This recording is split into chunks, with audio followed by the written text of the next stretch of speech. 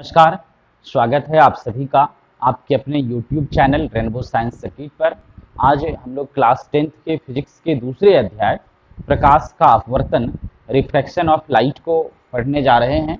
और पिछले क्लास में आपने न्यूमेरिकल्स को शुरुआत किया था और हम सभी जानते हैं कि न्यूमेरिकल्स इस चैप्टर का बहुत ही महत्वपूर्ण टॉपिक होता है, बहुत ही महत्वपूर्ण पार्ट है। इसलिए सभी लोग ध्यान से न्यूमेरिकल्स को अधिक से अधिक बनाइए।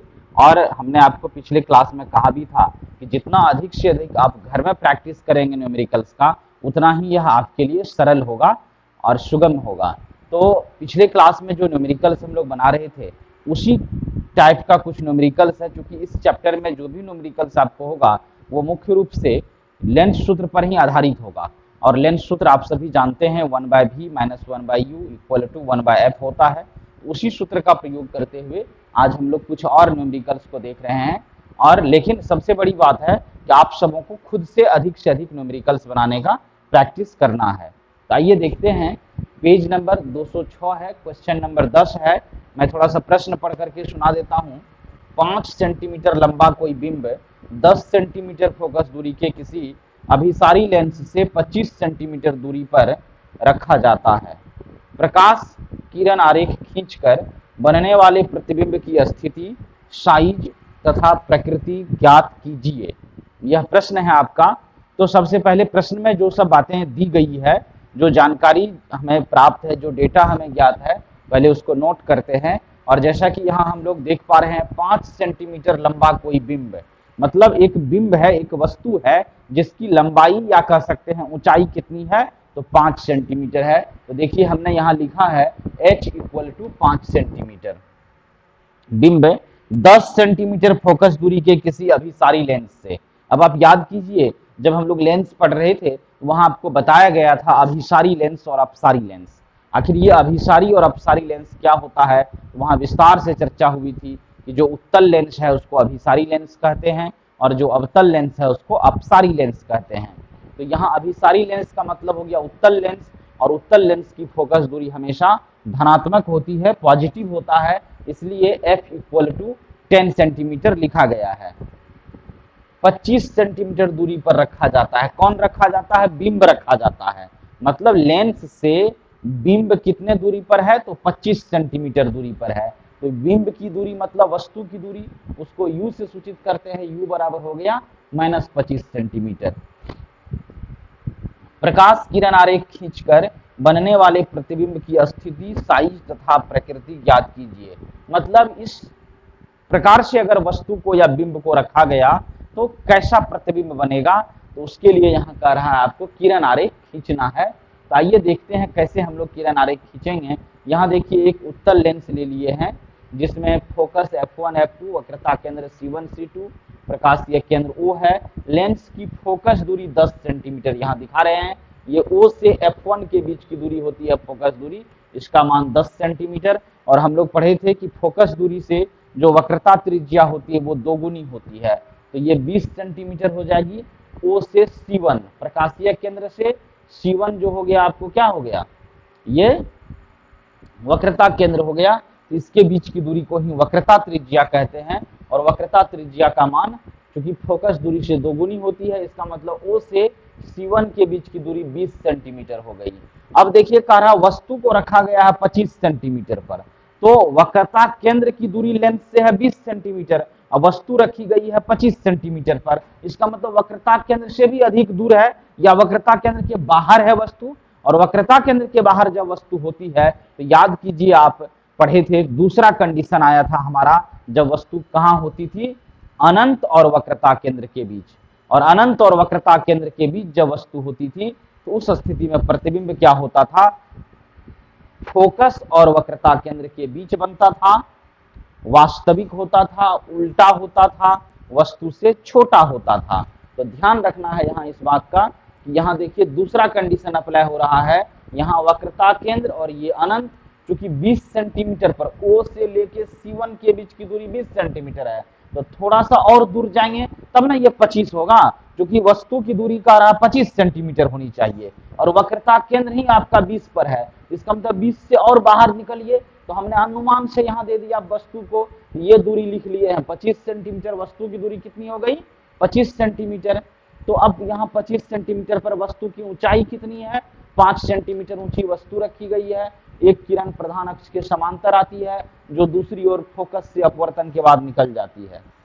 दूसरी प्रकाशीय किरण वस्तु पर से ले जाते हैं प्रकाशीय केंद्र से होकर, जो बिना विचलित हुए सीधे निकल जाती है। दोनों किरणें इस बिंदु पर देखिए वास्तव में मिलती है, क्योंकि उत्तल लेंस में प्रतिबिंब बनने का दूसरे कंडीशन का हम लोग विस्तार से अध्ययन कर चुके हैं। तो यहाँ पर वास्तविक प्रतिबिंब बनता है, क्योंकि किरण वास्तव में मिलती है। फोकस और वक्रता केंद्र के बीच होता है प्रतिबिंब, वास्तविक होता है, उल्टा होता है। और दूसरा कंडीशन में देखिए वस्तु इतना बड़ा और उसका प्रतिबिंब इतना बड़ा, तो वस्तु से प्रतिबिंब का जो साइज है, आकार है, वो छोटा होता है। ये हम लोग इस प्रकार से ज्ञात कर सकते हैं। अब थोड़ा सा इसको लेंस सूत्र की सहायता से प्रतिबिंब की दूरी निकाल लेते हैं। तो आइए देखते हैं यहाँ पर जैसा कि हम सभी देख पा रहे हैं कि यह जो 1/v minus 1/u equal to 1/f है, इसमें 1/v का मान आपको ज्ञात करना है, तो v छोड़ दिए, माइनस 1/u का मान वस्तु रखी हुई है 25 सेंटीमीटर दूरी पर। चूंकि वस्तु की दूरी का मान हमेशा ऋणात्मक होता है, इसलिए u बराबर -25 है, तो यहाँ u की जगह -25 हो गया, बराबर 1/f। f की जगह कितना होगा? 10 सेंटीमीटर फोकस दूरी है। उत्तल लेंस था, अभिसारी लेंस मतलब उत्तल लेंस, और अपसारी लेंस मतलब अवतल लेंस। तो अभिसारी लेंस था, इसलिए फोकस दूरी जो है वो धनात्मक रह गया, यहाँ पर हो गया 10 सेंटीमीटर। तो 1/10 हो गया। अब 1/v, ये माइनस माइनस प्लस हो गया, 1/25 इक्वल टू 1/10। फिर देखिए 1/v बराबर, ये हमने आपको पीछे जब एक न्यूमेरिकल्स पर चर्चा हो रही थी, तो वहां हम लोग चर्चा किए थे चर और अचर के बारे में। v क्या है? यह v जो है वह चर है, वेरिएबल है, इसका मान चेंज करता है। जबकि 25 है, 10 है, 12 है, 15 है, ये सब अचर है, नॉन वेरिएबल है, तो इसलिए इसका मान नहीं बदलता है। तो जब हम लोग गणित में क्रियाएं करते हैं, संक्रियाएं करते हैं, कैलकुलेशन करते हैं, तो वहां क्या करना है हम लोगों को? चर को एक साथ रख के क्रिया करना है और अचर को एक साथ रख कर क्रिया करना है। तो चूंकि यहाँ पर क्या था, ये 1/25 जो है ये अचर है, इधर 1/10 भी अचर है, इस अचर को इस साइड ले गए अचर के साथ क्रिया करने के लिए, अचर को अकेले रख दिए यहाँ पर। तो 1/v इक्वल टू 1/10, देखिए RHS में पहले से था, धनात्मक है, प्लस में है, ये 1/25 भी इधर जाएगा तो माइनस में हो जाएगा, तो -1/25। अब तो यह सिंपल भिन्न का घटाव है, जो आप भिन्न का घटाव बनाते हैं वो 1/v, 10 और 25 का जो एलसीएम होगा, लघुत्तम समापवर्ती होगा, वह 50 होगा। 10 से 50 में भाग देंगे 5 होगा, 5 को 1 से गुना करेंगे तो यहाँ 5 हो जाएगा। फिर 25 से भाग देंगे आप कहाँ? 50 में, 2 होगा भागफल, 2 को 1 से गुना करेंगे 2 हो जाएगा। तो 1/v बराबर 5 में से 2 घट जाएगा तो 3 बचेगा, 3/50 हो गया। अब इसको क्रॉस मल्टीप्लिकेशन कर देना है, 3v इक्वल टू 50 हो गया, इसलिए v बराबर 50/3, 16.66 सेंटीमीटर आंसर हो गया हम लोगों को। मतलब प्रतिबिंब की दूरी जो है वह 16.66 मीटर हो गया। कहने का मतलब यहाँ जो आपका प्रतिबिंब बना है, इसकी दूरी है 16.66 सेंटीमीटर, ये सेंटीमीटर, ये प्रतिबिंब की दूरी हो गई है आपको 16.66 सेंटीमीटर। ये प्रतिबिंब की दूरी निकल गई। किताब में ये जो 16 दशमलव के बाद 6 है, तो 16.6 चूंकि 5 से अधिक है, इसलिए इसको 7 भी मान लिया गया है। तो आप 6 छोड़ दीजिए या 7 लिख दीजिए, दोनों एक ही बात है, कोई ज्यादा फर्क पड़ता नहीं है। अब देखिए प्रतिबिंब की प्रकृति भी चूंकि कह रहा है, और यहाँ देखिए v का मान धनात्मक है, प्लस में है, तो हम लोग पढ़े थे कि जब v का मान धनात्मक होता है, पॉजिटिव होता है, तो क्या होता है वहां पर? प्रतिबिंब वास्तविक और उल्टा होता है।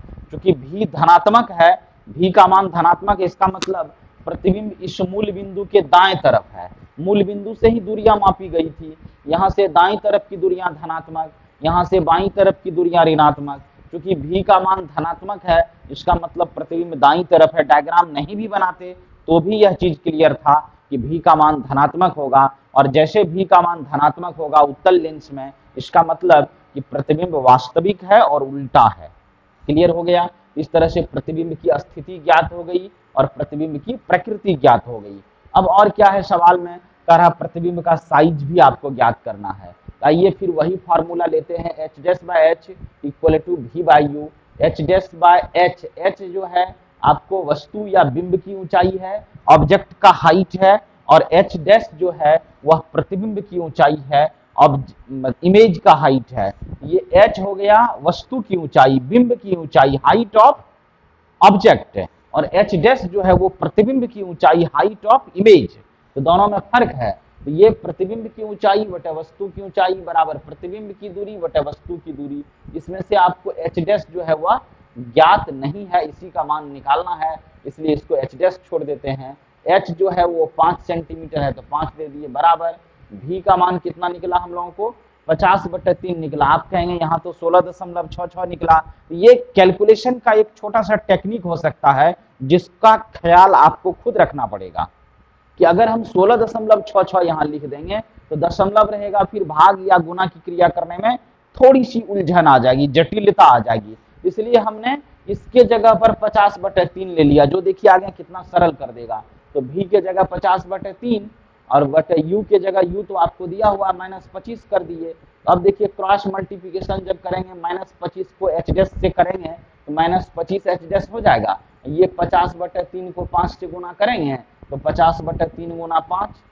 अब देखिए कितना सरल हो रहा है। ये एच डैश बराबर ये -25 गुना में इधर आएगा तो भागा में हो जाएगा। ये 50/3 पहले से था, 5 ऊपर में था, ये 25 इधर आएगा तो भागा में हो जाएगा। अब देखिए 25 से 50 आसानी से कट गया। अगर यहाँ पर हम ये दशमलव वाला मान रख लेते तो थोड़ा सा प्रोसेस और लंबा हो जाता, टाइम हमारा और ज्यादा खर्च होता। इसलिए ये कैलकुलेशन करते समय आपको खुद, जैसे हम लोग सफर पर जाते हैं, कहीं बाजार जा रहे हैं, खेत में काम करने जा रहे हैं, तो कौन से रास्ता का चुनाव करेंगे, स्कूल जा रहे हैं, किसी पड़ोसी के यहाँ जा रहे हैं, तो किस रास्ता का चुनाव करेंगे जहां कम ऊर्जा खर्च करके सुविधाजनक रूप में कोई कष्ट भी नहीं हो और जल्दी से जल्दी पहुंच सके। ये चुनाव आपको खुद करना पड़ेगा, इसके लिए कोई नियम नहीं बना हुआ है गणित में।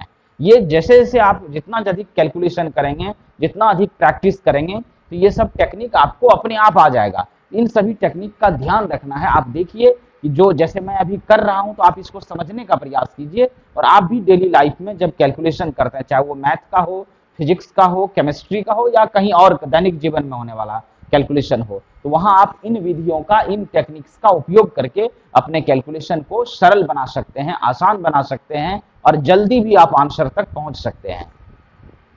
तो ये 25 से 50 कट गया 2, तो 5 दूनी 10 बटे में 3, तो एच डैश का मान हो गया -10/3, -10 में 3 से भाग दिए, -3.33 सेंटीमीटर हो गया। यह हो गया आपका प्रतिबिंब की ऊंचाई। इस तरह से ये पूरा सवाल कंप्लीट हो गया। डायग्राम के द्वारा भी बात को दिखा दिया गया, और हम लोग जो लेंस सूत्र था उसके द्वारा भी v का मान, प्रतिबिंब की प्रकृति और प्रतिबिंब की ऊंचाई, ये सारा चीज ज्ञात कर लिए। अब आते हैं इसी टाइप का एक और सवाल है, छोटा है लेकिन अवतल लेंस से जुड़ा हुआ था, इसलिए हमने सोचा जब उत्तल लेंस का एक सवाल हुआ तो एक अवतल लेंस का भी सवाल हम लोग हल कर लेते हैं। देखते हैं दूसरा सवाल। यहाँ आप देख पा रहे हैं पेज 206 पर क्वेश्चन नंबर 11 है। पहले क्वेश्चन सुन लेते हैं एक बार हम लोग। 15 सेंटीमीटर फोकस दूरी का कोई अवतल लेंस। अब देखिए यहाँ क्लियर कर दिया है कि एक अवतल लेंस है जिसकी फोकस दूरी 15 सेंटीमीटर है। बिना कुछ किए एकदम f = -15 सेंटीमीटर तो लिख ही देंगे, और लिख दिए तो समझिए आपने अपने मंजिल के तरफ जो यात्रा शुरू की थी उसमें पहला कदम आपका पूरा हो गया। और याद रखना है, मंजिल कितना भी दूर हो, कितना भी ऊंचा हो, आखिर शुरुआत तो पहले कदम से ही होती है। इसलिए हम लोग केवल सवाल देख के डरे नहीं, संघर्ष कीजिए, उस सवाल के अंदर डुबकी लगाइए, 2 बार 4 बार उसको पढ़िए, आप पाएंगे धीरे धीरे वो सवाल आपको सरल लगने लगेगा। इसलिए हमने तुरंत f बराबर -15 सेंटीमीटर लिख दिया, क्योंकि कह रहा है कि 15 सेंटीमीटर फोकस दूरी का कोई अवतल लेंस। क्लियर है कि एक कोई अवतल लेंस है और उसकी फोकस दूरी कितनी है, 15 सेंटीमीटर है। तो हमने f बराबर -15 सेंटीमीटर लिखा, क्योंकि अवतल लेंस की फोकस दूरी ऋणात्मक होती है। यह चिन्ह परिपाटी में हम लोग पढ़ चुके हैं। कोई अवतल लेंस किसी बिंब का प्रतिबिंब लेंस से 10 सेंटीमीटर दूरी पर बनाता है। अब कह रहा है कि किसी बिंब का, किसी वस्तु का जो प्रतिबिंब है वह लेंस से 10 सेंटीमीटर दूरी पर बनाता है। मतलब प्रतिबिंब ही बनाता है कितना दूरी पर, 10 सेंटीमीटर दूरी पर है। यहाँ पर जो यह प्रतिबिंब बना है यह दूरी है 10 सेंटीमीटर। लेंस से इस प्रतिबिंब की दूरी कितनी है, 10 सेंटीमीटर है। चलिए ठीक है। बिंब लेंस से कितनी दूरी पर, बिंब लेंस से कितनी दूरी पर स्थित है, किरण आरेख खींचिए। अब कह रहा है वस्तु कितनी दूरी पर स्थित है, किरण आरेख खींचिए। इसको ध्यान से सुनिएगा। 15 सेंटीमीटर फोकस दूरी के किसी उत्तल लेंस से कोई बीम 10 सेंटीमीटर दूरी पर रखा है, सॉरी उत्तल दर्पण हो गया। हाँ, 15 सेंटीमीटर फोकस दूरी का कोई अवतल लेंस किसी बिंब का प्रतिबिंब लेंस से 10 सेंटीमीटर दूरी पर बनाता है, बिंब लेंस से कितनी दूरी पर स्थित है, किरण आरेख खींचिए। अब जब इसकी फोकस दूरी 15 सेंटीमीटर है तो वक्रता त्रिज्या 30 सेंटीमीटर हो जाएगी, और यह भी दे दिया है कि वस्तु जो है वो कितनी दूरी पर रखी गई है।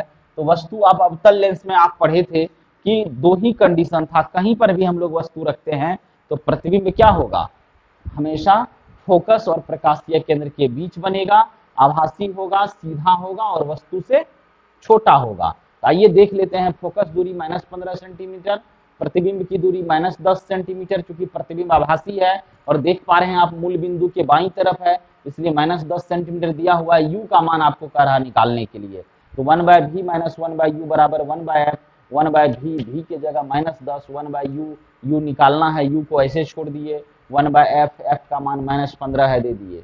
अब देखिए -1/u, फिर वही चर अचर की कहानी है, इसको बाएं तरफ रख दिए, 1/10 को आप इधर लाएंगे तो प्लस में हो जाएगा, क्योंकि यहाँ 1/10 माइनस में था, इधर आया प्लस में, -1/15 बराबर -1/u बराबर, यहाँ देखिए 10 और 15 को का एलसीएम निकाले तो कितना होगा, 30 हो जाएगा। अब जब ये 10 और 15 का एलसीएम 30 हो गया, 10 से भाग दिए 30 में 3, 3 को 1 से गुना किए 3, फिर 15 से भाग दिए 30 में 2, 2 को 1 से गुना किए 2, तो -1/u बराबर 3 में से 2 जाएगा, कितना बचेगा, 1 बचेगा, तो 1/30 हो गया। इसको फिर क्रॉस मल्टीप्लिकेशन करते हैं, u को 1 से किए तो u, और 30 को -1 से किए तो -30 हो गया।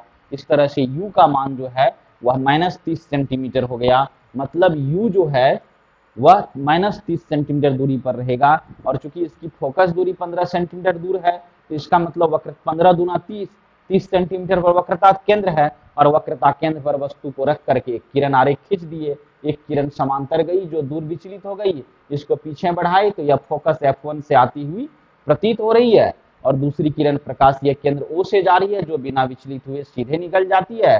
दोनों किरणें यहाँ मिलती हुई प्रतीत होती है, इसलिए कहते हैं प्रतिबिंब जो है वह फोकस और प्रकाशीय केंद्र के बीच बनता है, आभासी होता है, सीधा होता है, वस्तु से छोटा होता है। इस तरह से ये डायग्राम भी हो गया। इसी तरह का एक और क्वेश्चन है जिसको मैं आपको केवल समझा देता हूं, उसको आप फेयर नोटबुक में लिख लेंगे। इसी में 13 नंबर का जो क्वेश्चन है, मतलब पेज 206 पर जो 13 नंबर का क्वेश्चन है वह कह रहा है एक समतल दर्पण द्वारा उत्पन्न आवर्धन +1 है, इसका क्या अर्थ है। हमने आवर्धन, जिस दिन आवर्धन पर चर्चा हो रही थी पिछले क्लास में, वहां विस्तार से बात हुई थी कि आवर्धन का मान अगर +1 है तो इसका क्या मतलब है। तो आपको बताया गया था कि आवर्धन अगर +1 है, इसका मतलब यह होता है कि जितना लंबाई का वस्तु रखा गया है दर्पण या लेंस के सामने, प्रतिबिंब की लंबाई भी उतनी ही है, क्योंकि प्रतिबिंब की ऊंचाई बटे वस्तु की ऊंचाई, प्रतिबिंब की ऊंचाई और वस्तु की ऊंचाई के अनुपात को ही आवर्धन कहते हैं। तो अगर मान लेते हैं आपने वस्तु रखा 5 सेंटीमीटर ऊंची और प्रतिबिंब भी बन रहा है 5 सेंटीमीटर ऊंचा, तो 5 सेंटीमीटर बटे 5 सेंटीमीटर 1 हो जाएगा अनुपात। इसका मतलब किसी भी दर्पण में, किसी भी लेंस का आवर्धन अगर 1 है तो इसका मतलब सबसे पहला चीज तो ये फाइनल हो गया कि जितनी लंबाई की वस्तु है उतना ही लंबाई का प्रतिबिंब है। एक बात। दूसरी बात, प्लस और माइनस चिन्ह क्या करता है, प्लस चिन्ह यह करता है कि अगर आवर्धन +1 है, इसका मतलब हो गया कि प्रतिबिंब जो है वह उल्टा है, वास्तविक है नहीं, सॉरी आभासी है। हाँ, समतल दर्पण का आवर्धन +1 है तो ये आभासी प्रतिबिंब हो जाएगा दर्पण के लिए, याद रखिएगा। तो इस तरह से प्लस का चिन्ह यह बताता है कि प्रतिबिंब आभासी है, सीधा है, क्योंकि समतल दर्पण में हमेशा हम लोग पढ़े थे आभासी प्रतिबिंब बनता था। और 1 है आवर्धन, इसका मतलब यही हो गया कि जितनी लंबाई की वस्तु है उतना ही लंबा प्रतिबिंब है। अब अगर कहीं कह देगा कि आवर्धन का मान 1 से कम है, 0.7 है, 0.5 है, 0.8 है, 1 से जैसे कम है आवर्धन, इसका मतलब जितनी लंबाई की, जितनी ऊंचाई की वस्तु है, प्रतिबिंब की ऊंचाई उससे कम है। अगर कहेगा आवर्धन का मान 2 है, 2.3 है, 7 है, 8 है, तो अगर 1 से अधिक है आवर्धन, तो इसका मतलब हो गया कि जितनी लंबाई की वस्तु है, अगर आवर्धन 2 है तो इसका मतलब वस्तु से 2 गुना लंबा प्रतिबिंब है। अगर वस्तु की लंबाई जो भी दिया हुआ आवर्धन का मान 3 है, इसका मतलब वस्तु की ऊंचाई से प्रतिबिंब 3 गुना लंबा है। तो आवर्धन का यही अर्थ होता है कि वस्तु के तुलना में, वस्तु के रिलेशन में प्रतिबिंब का हाइट क्या है, प्रतिबिंब की ऊंचाई क्या है, इसी को हम लोग आवर्धन कहते हैं। और विस्तार से आप ऊपर के कक्षाओं में आवर्धन के बारे में और कई तरह की बातें पढ़ेंगे, आवर्धन के प्रकार को जानेंगे, जिस पर आप बाद में चर्चा करेंगे। अभी तत्काल आपको यहाँ याद रखना है कि यही आवर्धन है और उससे जुड़ा हुआ न्यूमेरिकल्स था। तो मुझे उम्मीद है कि आपको ये सारा न्यूमेरिकल्स समझ में आ गया होगा। आप खुद से घर में प्रैक्टिस करेंगे। इसके बाद हमारा एक छोटा सा टॉपिक बच जाता है, जिस पर मैं अगली क्लास में आपसे बात करूंगा, वो है लेंस की क्षमता, पावर ऑफ द लेंसेज। इस पर हम लोग विस्तार से अगली क्लास में चर्चा करेंगे। तब तक आपसे मेरा रिक्वेस्ट है कि आप न्यूमेरिकल्स को हर हाल में कंप्लीट कर लेंगे। अगर आपको कोई न्यूमेरिकल्स नहीं बन रहा है, कहीं परेशानी हो रही है, तो आप हमें कमेंट्स करके भी पूछ सकते हैं। Question number, page number book का, एनसीईआरटी बुक का आप लिख करके कमेंट बॉक्स में भेजें। मैं जितना जल्दी हो सकेगा आपके सवाल का जवाब देने का प्रयास करूंगा। या फिर व्हाट्सएप ग्रुप पर भी आप भेज सकते हैं, या फिर हमें सीधे फोन करके भी। कल कुछ लोगों ने फोन भी करके पूछा था, बड़ा अच्छा लगता है जब आप पूछते हैं, तो हमें लगता है कि कहीं न कहीं जो मेहनत मैं कर रहा हूं, तो आप भी मेरे साथ मेहनत कर रहे हैं, तो बड़ा आनंद आता है। इसलिए आप सभी बेहिचक, बिना किसी संकोच के फोन भी कर सकते हैं या व्हाट्सएप ग्रुप पर अपनी समस्या भेज सकते हैं। इस वीडियो के नीचे जो कमेंट बॉक्स है, उस कमेंट बॉक्स में भी क्वेश्चन का नंबर लिख करके सेंड कर सकते हैं हमें। तो इसी उम्मीद के साथ आज का क्लास समाप्त करेंगे कि आप सबों को आज का क्लास पसंद आया होगा, ये न्यूमेरिकल समझ में आई होगी। बस कैलकुलेशन है, आप धैर्य से धीरे धीरे कैलकुलेशन कीजिए, निश्चित रूप से आपको सारी बातें समझ में आ जाएगी। यदि हमारा क्लास आज का पसंद आया होगा तो कृपया वीडियो को लाइक कीजिएगा, अपने दोस्तों को भी बताइए, उनको भी शेयर कीजिए, चैनल के बारे में बताइए अधिक से अधिक लोगों को। और खास करके वैसे लोगों के लिए बहुत ही अच्छी बात है कि जो इतने लंबे समय से वीडियो देख रहे हैं। कई लोगों ने मुझसे मिला भी आकर के, और वो कॉपी दिखा रहा था, एकदम शुरू से जितना भी वीडियो बताया गया है, अपलोड किया गया है, सभी वीडियोज को सीरियसली देख रहा है। तो बहुत खुशी होती है कि हम लोग घर बैठ के भी, कम से कम धीरे धीरे ही सही, लेकिन काम हमारा रफ्तार पकड़ रहा है। और अब देखिए कि हमारा 3 चैप्टर इस ऑनलाइन माध्यम से खत्म हो चुका है कंटिन्यू। आप YouTube पर जाकर देखेंगे, कोई भी ऐसा चैनल नहीं मिलेगा जहां आपको सारा चैप्टर एक तरफ से सिलसिलेवार सिस्टमैटिक ढंग से कंप्लीट मिलेगा। तो यहाँ सभी चैप्टर की पढ़ाई होगी, इसलिए आप सभी चैनल पर बने रहें। और जो लोग बहुत दिन से बने हुए हैं वो धन्यवाद के पात्र हैं, उनके प्रति हम आभार प्रकट करते हैं कि आपने इतना ज़्यादा चैनल को बढ़ाया आगे। इसलिए आप सभी लोग मिलजुल करके वीडियो को देखिए, अपने दोस्तों के बीच भी शेयर कीजिए। और जो लोग चैनल को अभी तक सब्सक्राइब नहीं किए हैं, उनसे भी मेरा निवेदन है कि आप चैनल को सब्सक्राइब कर लें, ताकि आप तक हमेशा जैसे ही हमारा वीडियो अपलोड हो तो नोटिफिकेशन पहुंचते रहे। बस इसी के साथ आज आपसे विदा लेते हैं। धन्यवाद। जय हिंद।